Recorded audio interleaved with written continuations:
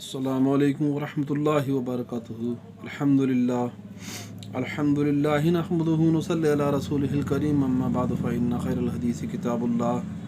وخیر الہدی ہدی محمد صلی اللہ علیہ وسلم، الامور محدثاتها ومحدثۃ بدعہ وکل بدعۃ ضلالہ وکل ضلالۃ فی النار۔ وقال اللہ تعالی فی مقام الحمید۔ تمام قسم کی حمد و ثنا، کبریائی اور بڑائی اس خالق کائنات اور مالک ارض و سما کے لائق اور دیوا ہے کہ جس نے آپ اور ہم سب کو پیدا فرمایا، اور بیش بہا درود و سلام ہوں اس ہستی مقدسہ مطہرہ پر کہ جن کا نام نامی اسم گرامی حضرت محمد رسول اللہ صلی اللہ علیہ وسلم ہے،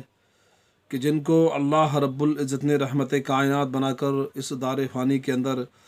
ہم لوگوں کی رشد و ہدایت کے لیے مبعوث کیا، اور آپ صلی اللہ علیہ وسلم کے ذریعے سے اللہ رب العزت نے اپنی بہت ہی عظیم المرتبت کتاب قرآن مجید کو نبی کریم صلی اللہ علیہ وسلم کے اوپر جبرائیل امین کے ذریعے سے وحی کر کے ہم لوگوں کے لیے زندگی گزارنے کا دستور حیات مہیا کیا۔ آپ کو معلوم ہوگا کہ گزشتہ کچھ دنوں سے شرک کے تعلق سے بات چل رہی ہے، اور قرآن کریم کے اندر متعدد مقامات پر اللہ رب العزت نے شرک جیسے کبیرہ گناہ کا تذکرہ کیا ہے، اور اس کے ماں سوا اللہ تبارک و تعالیٰ نے بہت سے گناہوں کا تذکرہ کیا ہے۔ لیکن شرک ایک ایسا کبیرہ گناہ ہے کہ جس کو اللہ رب العزت اس وقت تک معاف نہیں کرے گا جب تک کہ اس کا مرتکب اللہ رب العزت کے حضور میں اچھی اور پکی توبہ نہ کر لے، جس کو قرآن کریم کی زبان کے اندر توبۃ النصوحہ کہا گیا ہے۔ یعنی انسان جب اپنے گناہ سے توبہ کرے تو اس کی توبہ اس وقت تک قابل قبول نہ ہوگی جب تک کہ اس کی توبہ کے اندر 3 چیزیں نہ پائی جائیں۔ یعنی انسان جس گناہ سے توبہ طلب کر رہا ہے اللہ رب العزت کی بارگاہ میں، اس گناہ کو چھوڑ دے۔ نمبر 2، دوبارہ اس گناہ کو کبھی بھی نہ دہرائے۔ ایک انسان ہوتا ہے کہ جو گناہ کرتا ہے پھر توبہ کر لی، پھر گناہ کر لیا، پھر توبہ کر لی، تو یہ جو توبہ، ایسا انسان اگر توبہ کرتا ہے تو اس کی توبہ کی گنتی ہوتی ہے جھوٹے لوگوں کی توبہ کی گنتی میں۔ یعنی وہ انسان اپنے اس گناہ پر متواتر طور پر جمع ہوا ہے، اس گناہ کو انجام دے رہا ہے، اور اس گناہ کو انجام دینے کے بعد وہ اللہ رب العزت کی بارگاہ میں توبہ بھی مانگ رہا ہے، اللہ سے اپنے گناہ کی معافی بھی طلب کر رہا ہے، لیکن اس گناہ کو وہ انسان مکمل طور پر کلی طور ہے وہ چھوڑ نہیں پا رہا ہے، اس لیے اس کی توبہ اللہ رب العزت کی بارگاہ میں قبول نہیں ہوگی۔ اور مشرک انسان اگر اسی حالت میں فوت ہو جائے کہ وہ شرک کی حالت میں ہی انتقال کر گیا، تو اللہ رب العزت جو ہے اس کے گناہ کو معاف نہیں کرے گا۔ اگر اس نے مرنے سے پہلے توبہ کر لی ہے تو اللہ رب العزت غفور الرحیم ہے اور معاف کرنے والا ہے۔ تو اس سلسلے میں آج آپ کے سامنے جو آیت ہم نے منتخب کی ہے وہ سورۃ الانعام ہے، سورہ انعام، اور سورہ نمبر 6 ہے، اور اس کی آیت نمبر جو ہے وہ 19 ہے۔ اس کے اندر ہم دیکھیں گے کہ اللہ رب العزت نے شرک کے تعلق سے کیا فرمایا ہے۔ اس میں اللہ رب العزت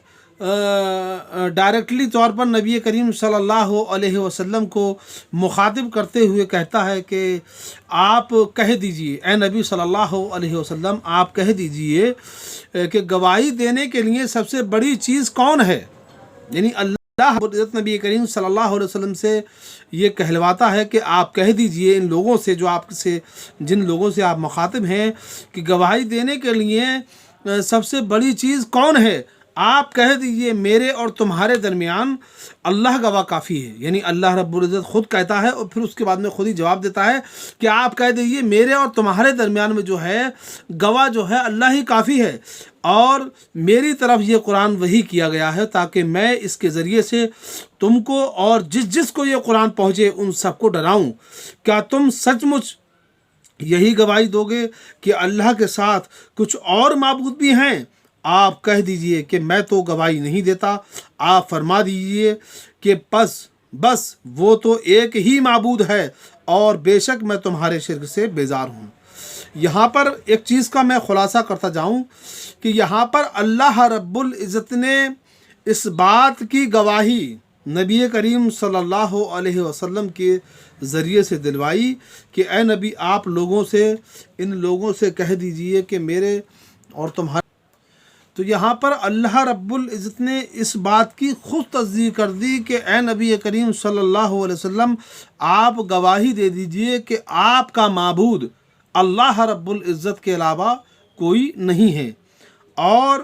اس بات کی گواہی دینے کے لیے اے نبی جناب محمد رسول اللہ صلی اللہ علیہ وسلم تمہارا رب ہی کافی ہے کہ تمہارا رب ایک ہی ہے اور وہ اللہ ہے. اور اے نبی صلی اللہ علیہ وسلم اور آپ بھی یہاں پر اللہ تبارک و تعالیٰ نے تاکیدی کلمات کہتے ہوئے نبی کریم صلی اللہ علیہ وسلم سے کہا کہ آپ فرما دیجئے کہ پس وہ تو ایک ہی معبود ہے اور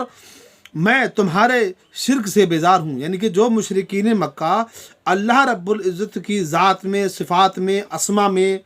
اس کی ربوبیت میں، اس کی الوہیت میں جو شرک کرتے تھے، اللہ کے نبی صلی اللہ علیہ وسلم نے ایک دم کلیئر کہہ دیا کہ میں تمہارے شرک سے، جو تم اللہ رب العزت کی بارگاہ میں اللہ رب العزت کے ساتھ میں جو شرک کرتے ہو، میں تمہارے اس شرک سے بیزار ہوں. لیکن آج ہم اپنے